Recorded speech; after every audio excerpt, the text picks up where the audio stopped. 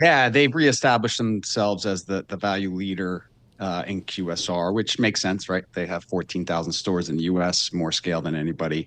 Um, and they've done a phenomenal job with the marketing. I mean, I think they sold 55 million pairs of Grinch socks, right? The Grinch Happy Meal, There you go, John Tucker. one of their most successful promotions ever.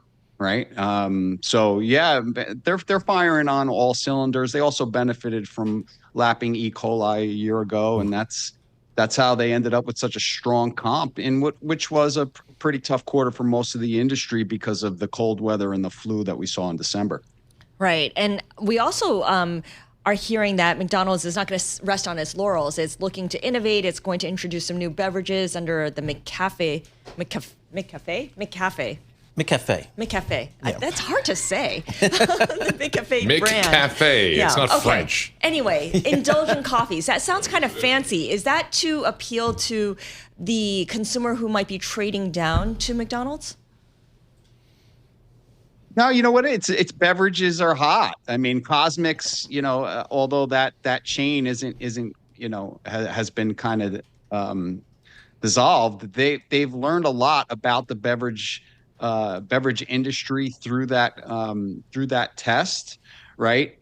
Dirty sodas. There's a chain out west called Swig that absolutely crushes it with dirty sodas. Think Coca-Cola with added syrups and whipped cream on top and things of that nature, right? That's a lot of sugar. Energy drinks. These are like a really hot segment of the QSR industry. It has been for years, right? As some of these bigger, slower moving chains like McDonald's are starting to kind of jump on this bandwagon a little bit later. But, we think this could be meaningful for them in the second half, and it's no longer public, but, this could take a chunk out of Sonic's business, because they've long been a beneficiary of the beverage market, and what's nice about that business is a lot of those drinks are sold and during that snack period, during when these restaurants have a low around 2, 3, 4 o'clock in the afternoon. Restaurant Brands, they also reported some numbers here. Mike, remind us who Restaurant Brands is and what they're doing these days. How are their results? Yeah, so it was kind of mixed results versus what the street was looking for. I look at the underlying trends and I think they're still strong. So the reason why it's down right now is, Burger King showed an acceleration in the US, which is pretty promising. They showed strong results out of international. International is a pretty well-oiled machine for this company, but there was some deceleration in the Tim Hortons numbers, which makes up 60% of adjusted EBITDA. And Popeyes remains kind of weak, right? So I'd say the biggest concern in this report is really about the slowdown in Tim Hortons, but it's lapping tougher comps. And when we look at, same-store sales trends going back, a handful of years, the trends are actually accelerating, even though it decelled on the 1 year and a 2 year basis. And so, Tim Hortons is a monster in Canada. I wouldn't be too concerned about it. Like I said, a big part of this story is the international unit growth that they're putting up. And we think they can get back up to mid-single digits here in another year or so.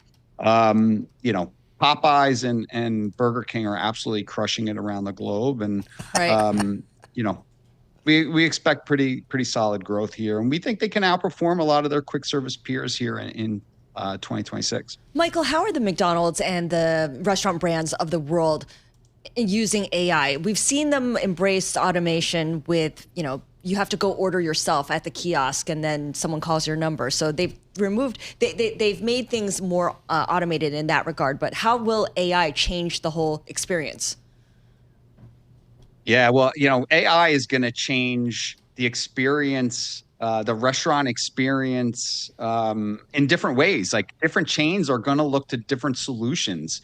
Something that works for one type of chain, like a Chipotle, isn't going to work for McDonald's and vice versa. So, I think when you're looking at AI, first and foremost, it's going to be a continued progress on that one-to-one marketing, getting people into your loyalty program and eventually getting those very directed offers to them at the right times, right? This has been kind of a long time coming. AI should really kind of help with that piece. And I think for these quick service chains, the thing that's going to be probably most useful is like an AI assistant. You know, Taco Bell is rolling this out, testing it, and then eventually going to roll out to all its stores, where they have basically an AI assistant for their GM.